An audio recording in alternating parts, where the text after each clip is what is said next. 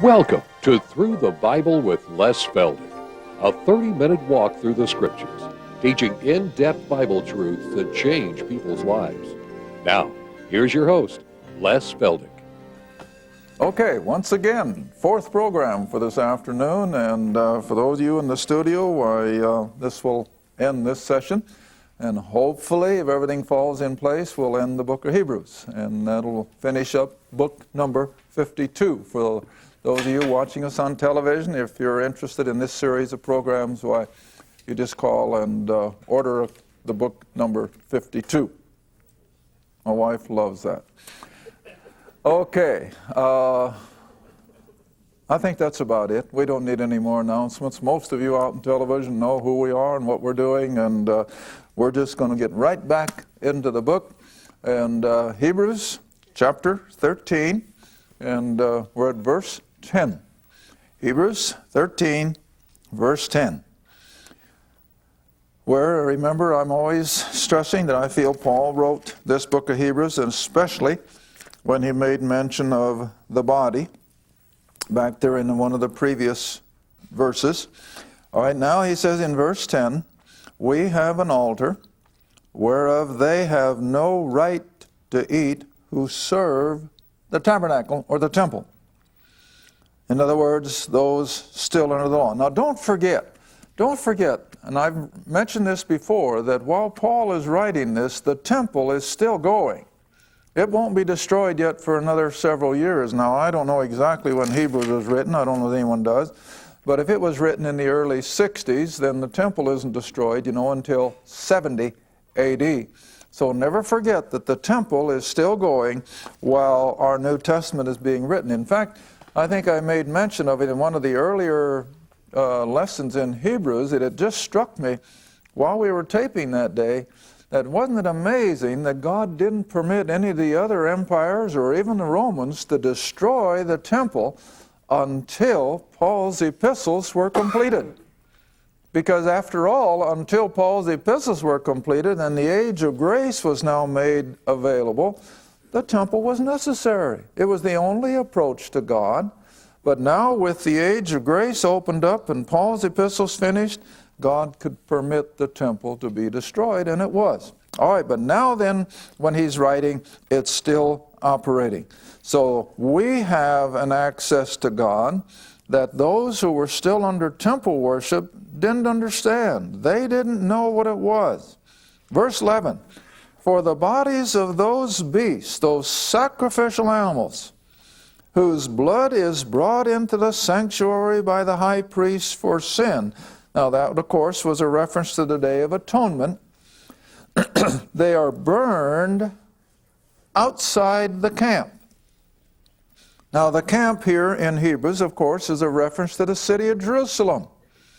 And even in the temple worship, those beast bodies were not burned there in the temple complex. They were taken outside the city wall. All right, now then verse 12.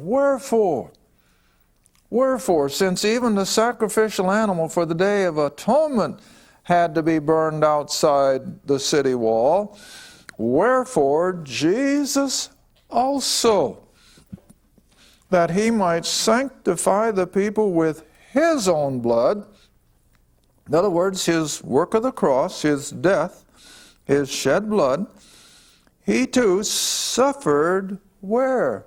Outside the gate. In other words, the Jews would have never agreed to have such a horrible spectacle as the crucifixion take place inside their hallowed ground. So they made sure that the Romans carried out the crucifixion outside the city wall. All right, so it was all in a fulfillment of God's divine purposes. So Christ also, you see, suffered outside the city walls. Verse 13, let us, now then as believers, let us go forth therefore unto him without or outside the city or outside the camp, bearing his what? Reproach. Now you see, Present-day Christendom has almost glorified the cross, haven't we? We've glorified it. We've taken away the ignominy and the shame and the reproach of the cross. But oh, it was a place of horrible shame and reproach.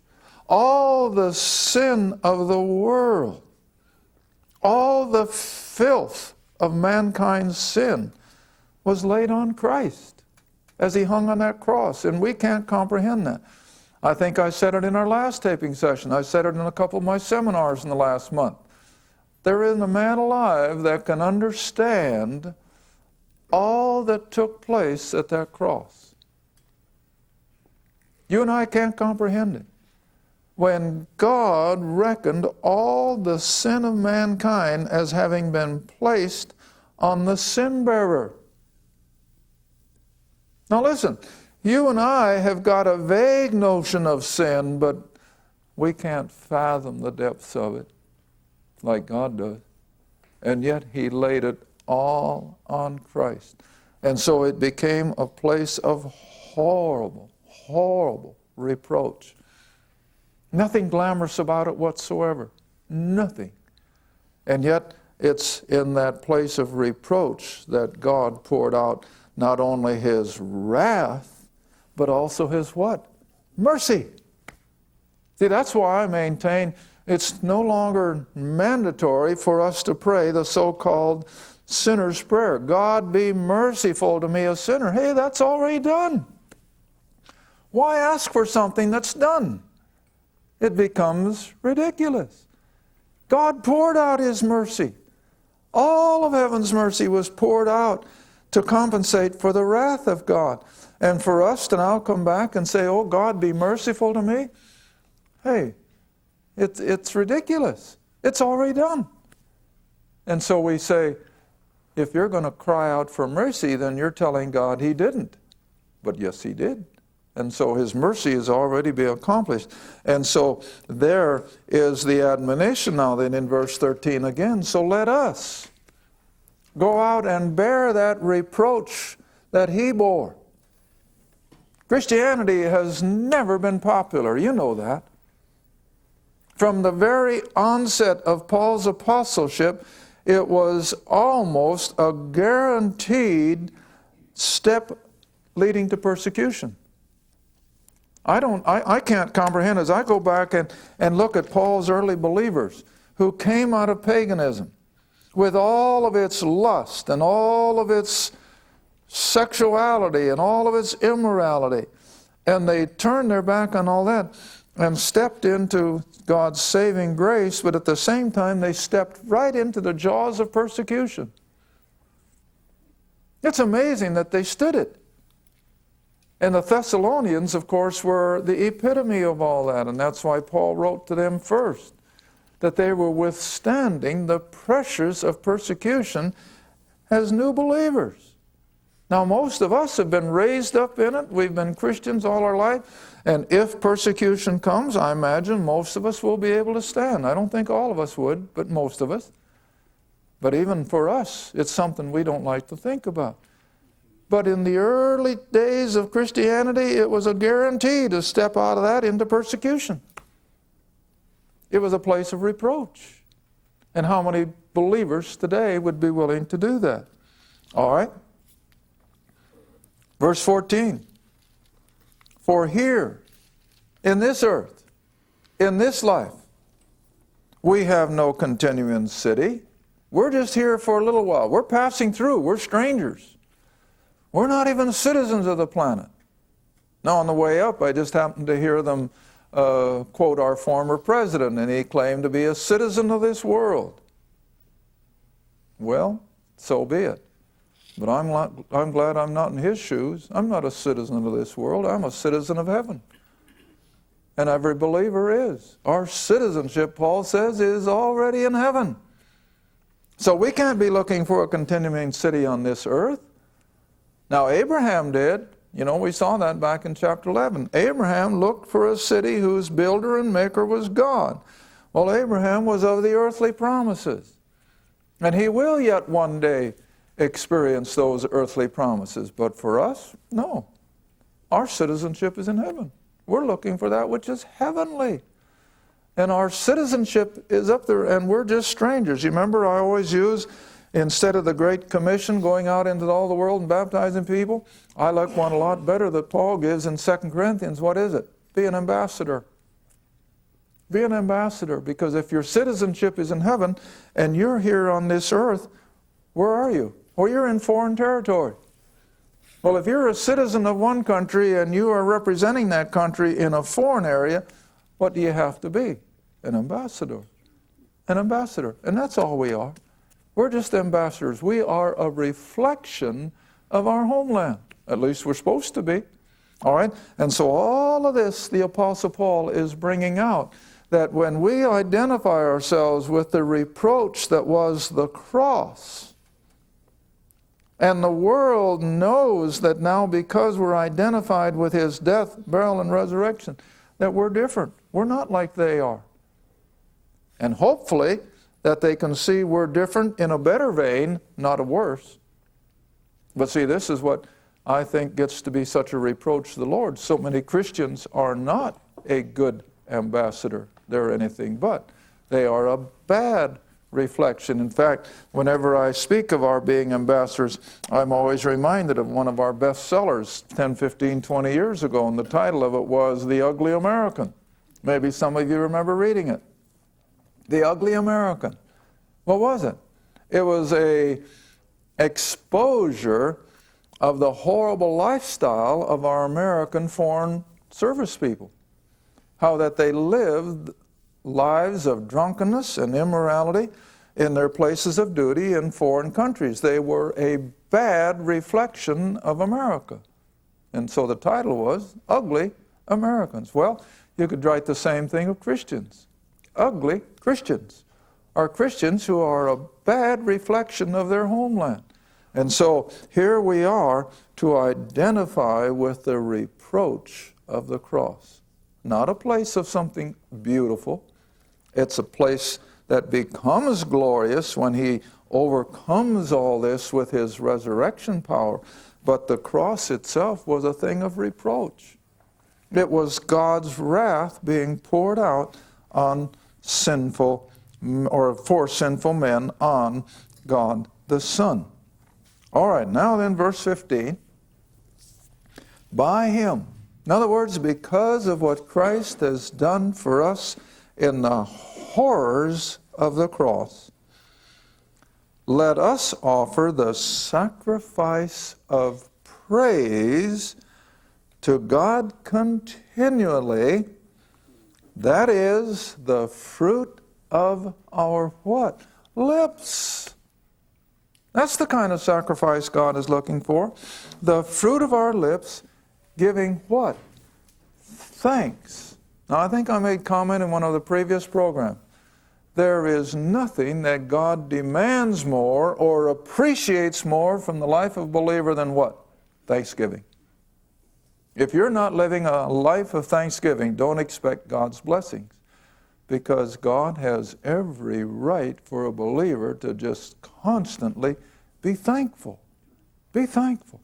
All right, whenever I think of this verse, I have to think of Romans 12, and when I think of Romans 12, I think of this verse. You know, it's backwards and forwards, however you want to look at it. But come back with me to Romans chapter 12. And I think this will make sense. Romans chapter 12.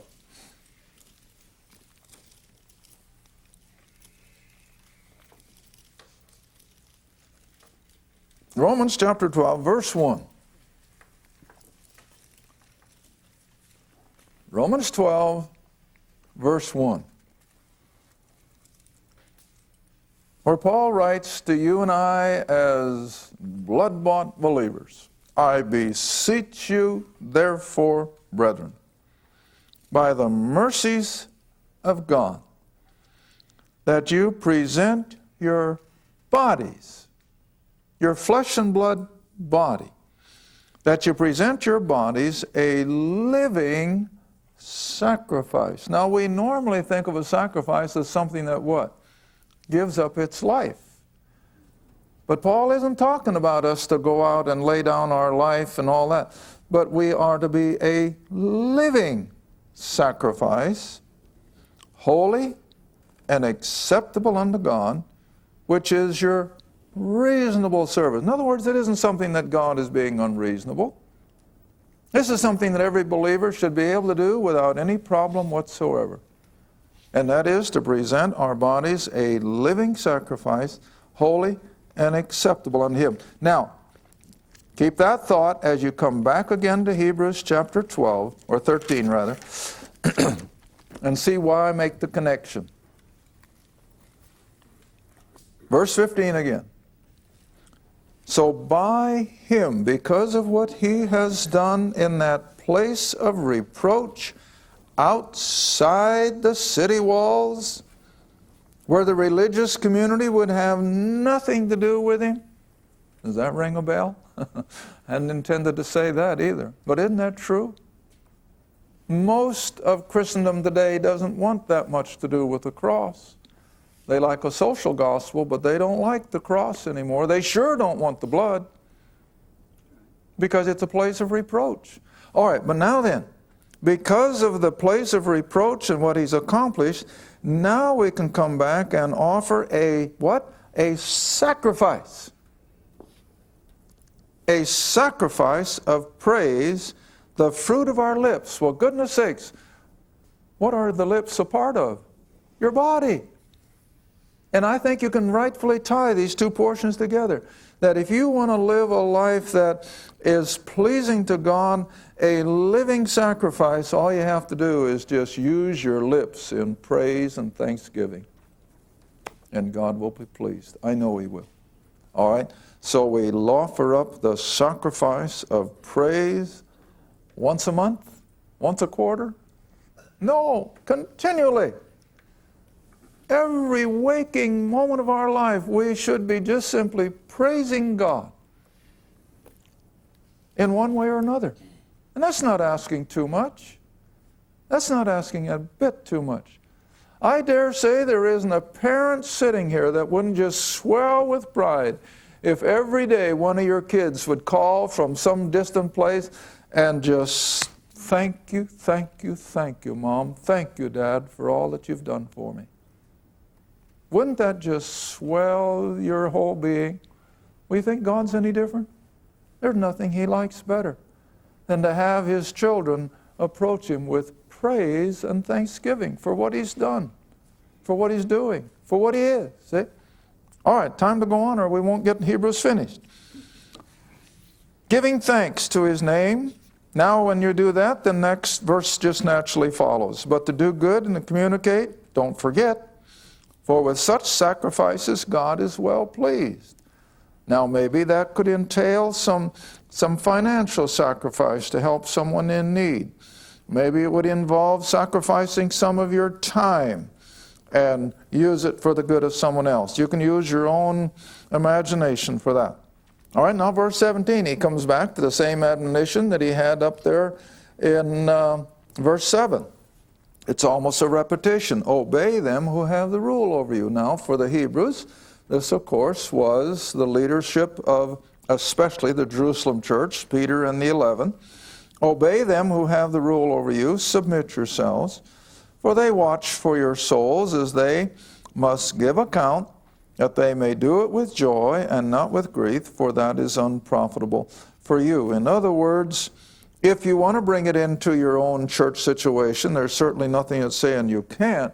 But if you do, then that tells the whole story. What is the purpose of your church leadership? The welfare of the membership. For the person in the pew, for their young people and so forth, that they can become more spiritually minded. And so always remember that these things all fit together. All right, now then in the closing verses of Hebrews, verse 18 to the end. These are just simple requests from the apostle. Pray for us, for we trust we have a good conscience in all things, willing to live honestly. Now, you know, the apostle, especially in the Corinthian letters, emphasized the fact that he never brought them a perverted gospel He brought them nothing but truth. He said, I didn't bring to you a perverted product. And you remember, way back in Corinthians, I chased the word down into the Old Testament and what it really amounted to. He did not sell them wine that was watered down, 50-50 water. Remember that? All right, he's saying the same thing. Paul never approached people with something that was less than honest and that was less than the truth and honorable in everything he said and did. All right, verse 19. But he says, I beseech you, or I beg you, the rather to do this. In other words, to pray for them, that I may be restored to you the sooner. In other words, the more the people would pray for him, the further he could get making his rounds of all the people with whom he had a part. Now verse 20. Now the God of peace, who brought again from the dead our Lord Jesus. Now, what does that tell you? Paul is always reminding us of the gospel. All through his letters, over and over and over, the gospel. And you know, I had a gentleman call from, I think it was from the Twin Cities, a while back, quite a while back. And he had come out of a different background, of course, than what I'm teaching here. And he said, Les, he said, when I saw the truth of all this, he said, I started asking the people that I used to associate with in my church environment, what's the gospel? They didn't know. And he said it was just mind-boggling, the things that they thought might be the gospel. The favorite one was, well, I guess the Bible. No, the Bible isn't the gospel. The Bible contains the gospel, but you can't just say, well, I believe the Bible and be saved. See? And I don't remember some of the other foolish answers he got. But it's ridiculous what people who have been in church all their life can come up with and not even come close to the truth. See?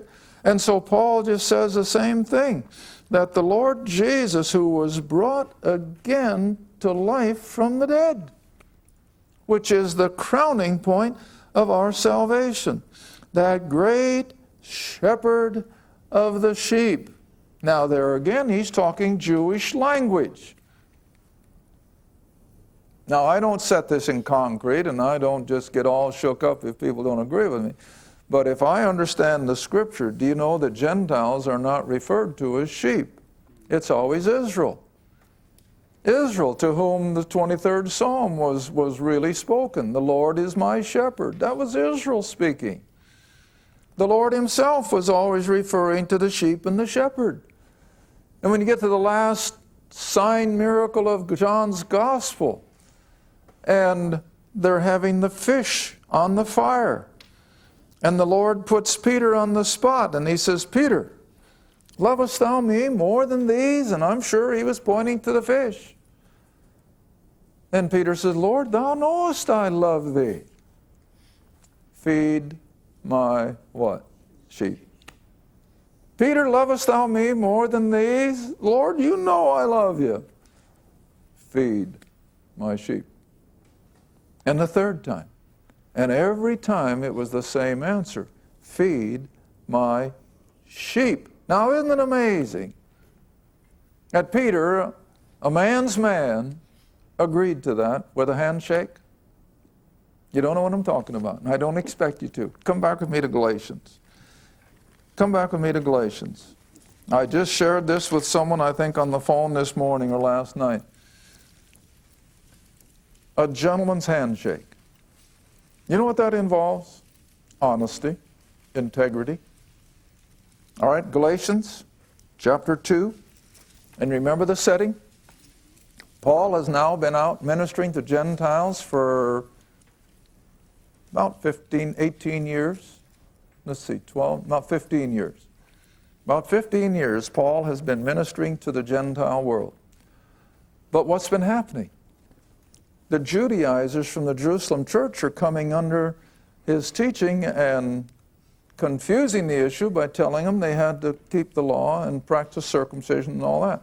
So here we come to this Jerusalem council, to settle the question. Stop having people come and tell my Gentile believers that they have to be circumcised and keep the law. So they have this council, and Peter and James and John finally see the light. I say finally because I think it took a long time. But anyway, now look what happens in chapter 2. Verse 8, for he that wrought effectually in Peter for the apostleship of the circumcision, or Israel, the same Lord was mighty in me toward the Gentiles. Now here it comes. And when James and Peter and John, who seemed to be pillars, understood or perceived the grace that was given me, they gave to me and Barnabas the right hands of fellowship. What does that mean? They shook hands. They shook hands. And what did they agree as they shook hands? That we, Paul and Barnabas, would go to the heathen or the Gentile, and they, Peter, James, and John, and the rest of the apostles would go where? To Israel. That was the gentleman's agreement. Do you think Peter ever backed off of that? I don't think so. He was too much of a man. And so who did he continue to feed? The sheep. Israel. See? And so now then quickly, now only got 2 minutes left. We've got to hurry or we won't finish Hebrews. And now chapter 13 again. So here we have the whole concept, see, that these Jews are under the control and the headship of the chief shepherd. All right, verse 21, make you perfect. In other words, get mature in every good work to do his will, working in you that which is well-pleasing in his sight. How? Through Jesus Christ. Now, what does Paul tell us in one of his other epistles? I can do all things through Jesus Christ, my Lord. All right, so this is what he's admonishing. All right, now we've got to read on, and we'll wind it up just in time. Making you perfect, verse 21, in every good work to do his will, working in you that which is well-pleasing in his sight through Jesus Christ, to whom be glory forever and ever.